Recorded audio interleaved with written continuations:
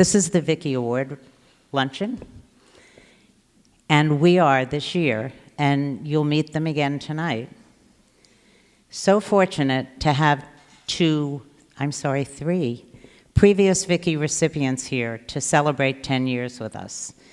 If you're able, Carol Lee, the Scarlet Harlot.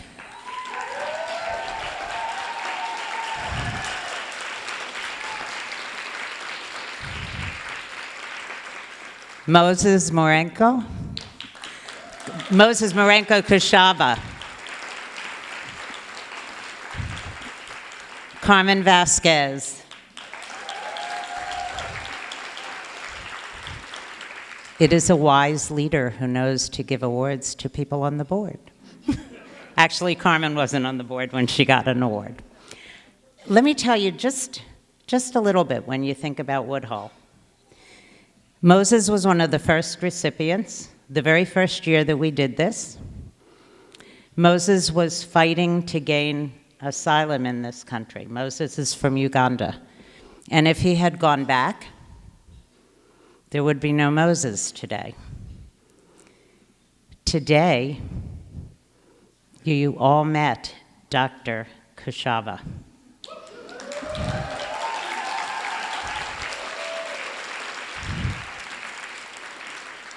Woodhull was a very big part of securing asylum for Moses. But enough of that, so I don't start crying. Although I do give great cry. Okay, I would like to introduce Nadine Smith. Many, many years ago, on a trip to Florida, my cell phone rang. And I looked at my cell phone, and it said, Nadine Smith. Oh my gosh, my little heart I was so excited. The Nadine Smith was calling me on my phone. Well, you know how the universe lets you know stuff? So I answered. I said, this is Ricky. And she said, hi, this is Nadine Smith. I'm like, I know. She said, I'm trying to get in touch with your brother.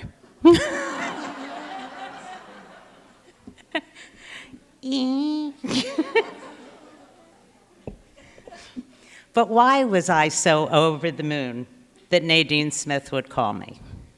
Okay, she's an amazing person, but really, for all the years that I have been working on these issues, and we work on a lot of issues at Woodhull, I have been in absolute awe at the work Nadine has done.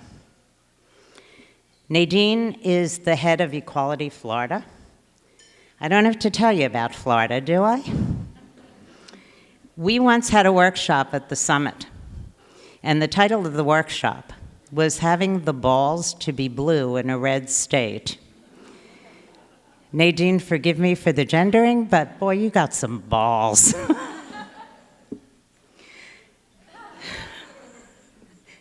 So this work is hard, no matter where you are.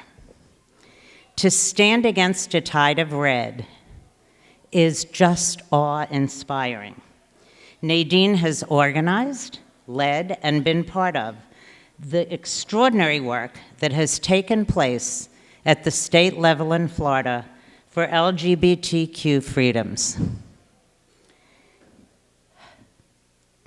To stand for an entire career against the system that is oppressing you and people like you, to stand firm, to stand up, to stand for people who can't. Nadine stood often alone at first, and then with allies and networks that Nadine built all across the state of Florida to accomplish so much. Nadine was the co-chair in 1993 of the March on Washington. In 2008, under Nadine's leadership, Equality Florida successfully lobbied for the passage of a statewide anti-bullying law that includes sexual orientation and gender identity. She directed Equality Florida as it mobilized and cared for people in response to the Pulse nightclub shooting. Perhaps most importantly, because as we know, all politics are local, under Nadine's leadership, Equality Florida has been instrumental in the successful election, and elections matter, of 17 candidates from the Hillsborough County School Board to the Florida State House. It is my incredible pleasure today to recognize a lifetime of achievement with the 2019 Sexual Freedom Award to Nadine Smith.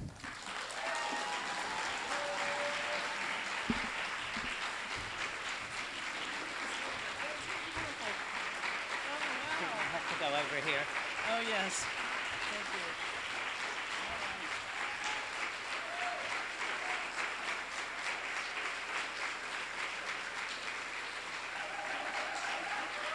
Thank you. Wow. Yeah, first round's on me. Look at that. That's a heck of a shot glass. Thank you, Ricky. That's the nicest introduction I've ever had. I didn't know where that first story was going. I was racking my brain. What did I do? But thank you very much. This means a lot to me.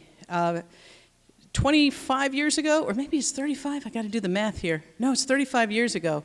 I was one of the co-founders of an organization called the International Gay and Lesbian Youth Organization, IGLEO. In fact, I'm very proud of, yes, there we go. Shout out to IGLEO. In fact, one of the most important things I did was stop it from being called United Gay Lesbian Youth, which would have been ugly. But 35 years later, it is still going strong. And I remember being in college and going to those early meetings, the very first, the founding meeting, we didn't know at the time would be the founding meeting of this international organization. But what I do remember is people, young people, teenagers, we were all in our teens and 20s, coming from all over the world, many having to pretend they were going to an academic conference, and being around people in other parts of the world who are much more open and much more repressed, like the entire spectrum. And I remember a group of our guys at one of our meetings in Berlin at the time, in the 80s. A group of our guys got harassed and beat up by U.S. military at a beer festival. I can't remember which one. There's lots of beer festivals in Germany. And I can tell you the timing. It was when 24-hour photo booths were just coming on the scene. Like you could develop your film in one day. So this happened, and there were only 2 Americans in our crew. And I remember when the guys came back, we said, yeah, that's a shame. You got to be careful out there. That kind of thing can happen. We Americans said that, and the Europeans were like, this is an outrage. You need to call your embassy, and we're going to have a protest. And I remember thinking, oh, that's how we actually ought to react to outrageous things, right? And I remember Congressman Gary Studd sent one of his envoys to come speak to us. Jesse Jackson sent one of his staff members to come meet with us. And ordinary people who were at that conference who had taken pictures got them processed and delivered them to us at the university that was our headquarters. And so within 48 hours, we had this massive protest in the biggest square in Berlin. And it was, it blew my mind. And I thought to myself, how did I, who thought of myself as an activist, who was working against apartheid, who was part of the LGBT group on our campus, how did I become so accustomed, how did I normalize the violence against us, the hiding, the fear, so deeply that my reaction was the polar opposite of what all of the organizers around me. And so I carried that back with me. And in a time like this, where we see attempts to suppress, repress, strip away, deny, and erase us, it has never been more important to hold this kind of meeting, to keep that light on, to push back, to make sure that there is no one out there who believes they are alone, that they were born anything but perfect, and the work that Woodhull continues to do keeps that light on, and I thank you for that, and I thank you for this.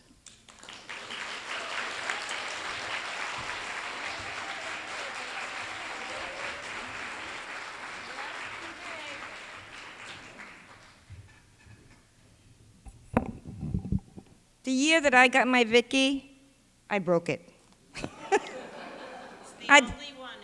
I dropped it and I broke it. So ever since, I'm very nervous about awardees handling their awards, but I guess they're not as clumsy as I was. Anyway, so. So it is my honor to introduce you to our next honoree. Little bit of background. In 1986, I went to Utah for, I don't remember what it was, a summit, a gathering. I think it was called the Four Corners something. I don't know, maybe Kate remembers. And what I remember about that time in Utah is that I was meeting with some very, very closeted, tentative, and scared LGBT people. We were meeting in a hotel just under the Mormon Tabernacle. Is that? Yep, the big thing in Utah. And people, even though it wasn't named LGBT anything, people actually took off their tags before they went out into the hallway or anywhere else outside of the room, because they didn't want to be identified as being a part of that conference, because they might see family or people from work, because there were military people roaming the halls of the hotel. And I was deeply moved by those of them that did come. I was moved by some of the parents that came to support them. I mean, you know, Mormon parents supporting their LGBT children was a really moving experience for me. And then I came back in 1993 to an LGBT conference, to an LGBT community on the rise, no longer afraid to claim their name. There was a community center, a merchants association, and a brash, young ACLU lawyer named Kate Kendell. It was BFF love at first sight. And I mean it. We spent some really good time together, some good times in Utah, playing bid whist and drinking gin and tonics, quite a few of them as I recall. And during one of those sessions, because I knew that Kate was contemplating coming to San Francisco for a job with the National Center for Lesbian Rights, I said, Kate, don't do it. Utah needs you. You know, San Francisco has loads of activists and leaders, and Utah doesn't have very many, and you need to stay here. Well, that was the best advice that she never took, and thank God for it. Because Kate did come to San Francisco, I think it was 94, to become the legal director of the National Center for Lesbian Rights. It was his executive director for 20 years.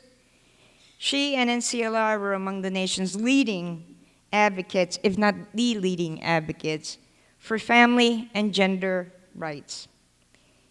I remember going to a board meeting, board retreat that Kate invited me to come to. They were doing some visioning and thinking about the future and where they needed to go. And so I had a conversation with them, and one of the things that I said to them was, I don't understand why you're the National Center for Lesbian Rights.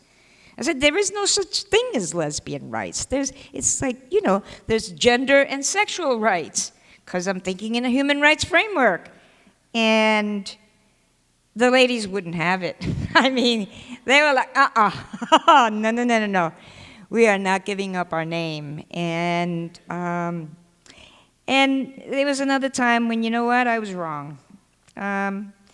She was also a leading voice in the fight for marriage equality. She was affectionately known as the Pollyanna of the LGBT movement because of her relentless optimism, which is still with her today. She is my friend, and I am proud to present her with this year's Vicki Award in honor of her activism and leadership in the struggle for LGBT equality and justice. Kate.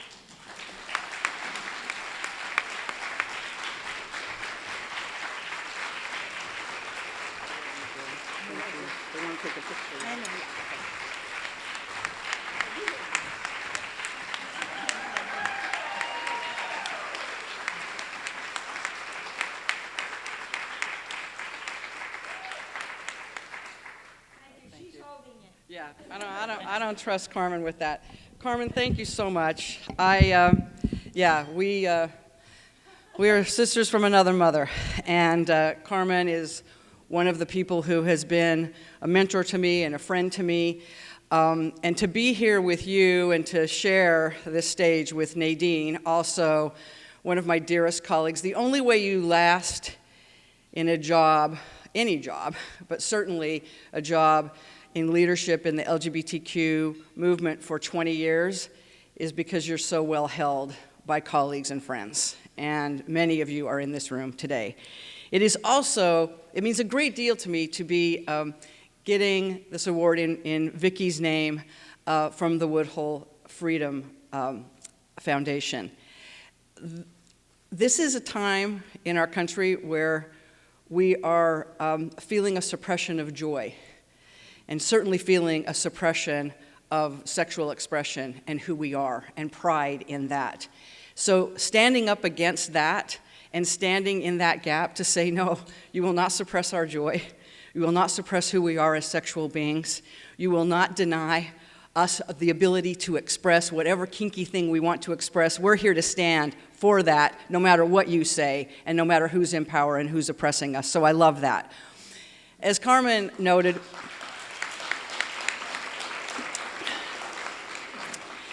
I did grow up in Utah, Mormon in Utah, as I'm fond of saying, good girl gone bad. And that experience, was, because there was, the Mormon church is relentlessly oppressive of all sorts of sexual expression, of feminism, certainly of LGBTQ identity. But what changed things for me was my very first relationship was with my Mormon camp counselor. Now, there is a smut slam story there for sure, but I'm not going to tell it right now. But that experience, and when that relationship started, she was married at the time, she and her husband had 3 kids. I was convinced we were the only lesbians in Utah. I really thought that, because I had no other frame for understanding that there was a community beyond that. So as Carmen was talking about, to be able to understand how we're connected and what we're connected to, and to be able to see a vision beyond what Carmen and I grew up with, that is what gives such hope for the future and such ferocity for new leaders. I ended my tenure at NCLR at the end of 2018. I'm now involved in a couple of different gigs. My life has taken a huge new turn. But being here and thinking about what my future might be, much different than I was thinking of just a few years ago, the sense of adventure, the sense of play, the sense of what my future and all of our futures might be, so well held by all of us here, with that sense of possibility and wonder and joy, that's what I will be taking with me in addition to this beautiful award. Thank you so much.